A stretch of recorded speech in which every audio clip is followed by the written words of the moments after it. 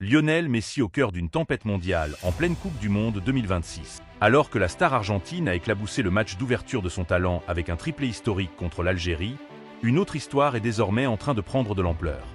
Une histoire qui dépasse le simple résultat sportif. Une histoire qui oppose aujourd'hui la Fédération algérienne de football à la FIFA, avec Lionel Messi et Alexis Mac Allister au centre de la controverse. Selon plusieurs sources concordantes, la Fédération algérienne a officiellement déposé une réclamation auprès de la commission d'arbitrage de la FIFA après la défaite 3-0 contre l'Argentine.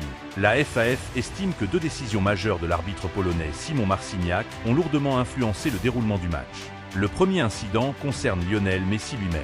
En première période, l'attaquant argentin est impliqué dans une action qui fait immédiatement réagir les joueurs algériens. Les images montrent un contact appuyé sur le mollet du capitaine algérien Aïssa Mandi. Sur le terrain, les joueurs des Fennecs réclament un carton rouge. L'arbitre accorde une faute mais ne sort aucun carton. Le VAR ne demande pas non plus de révision de l'action.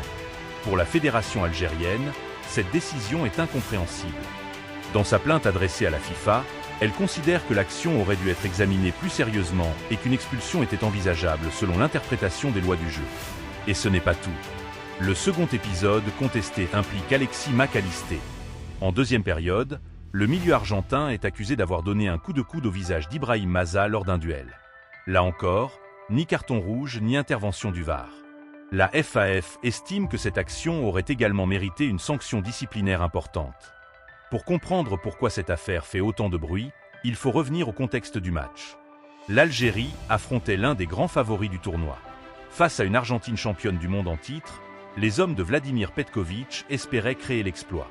Mais tout a rapidement basculé avec l'ouverture du score de Messi avant un festival offensif de la légende argentine. Au final, l'Albiceleste s'est imposé 3-0 grâce à un triplé de son capitaine. Une performance qui a permis à Messi d'égaler le record historique de buts inscrits en Coupe du Monde détenu par Miroslav Klose. Le problème, selon les dirigeants algériens, c'est que Messi n'aurait peut-être jamais dû être présent sur le terrain pour marquer ses 3 buts. Et forcément, lorsque le joueur concerné s'appelle Lionel Messi, la polémique prend une dimension internationale. Sur les réseaux sociaux, les réactions se sont multipliées immédiatement après la rencontre. Certains observateurs estiment que l'arbitre aurait dû être beaucoup plus sévère. D'autres considèrent au contraire que le contact relevait davantage d'un geste maladroit que d'une véritable agression. La plainte algérienne ne vise pas directement Messi ou Mac Allister. Elle cible avant tout l'arbitrage et l'utilisation de l'assistance vidéo. Mais dans les faits, ce sont bien les deux internationaux argentins qui se retrouvent au centre de toutes les discussions. Ce qui renforce encore davantage la controverse, c'est le profil de l'arbitre concerné. Szymon Marciniak n'est pas un arbitre inconnu. Il est considéré comme l'un des meilleurs au monde et avait notamment dirigé la finale de la Coupe du Monde 2022 remportée par l'Argentine contre la France. Son expérience et sa réputation rendent les critiques encore plus marquantes. Du côté algérien, le sentiment est clair. Ces décisions auraient pu changer complètement le scénario du match. Imaginez un instant une Argentine réduite à 10 joueurs dès la première période. Imaginez ensuite une éventuelle deuxième expulsion.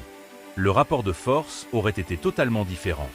Bien sûr, personne ne peut affirmer avec certitude que l'Algérie aurait gagné.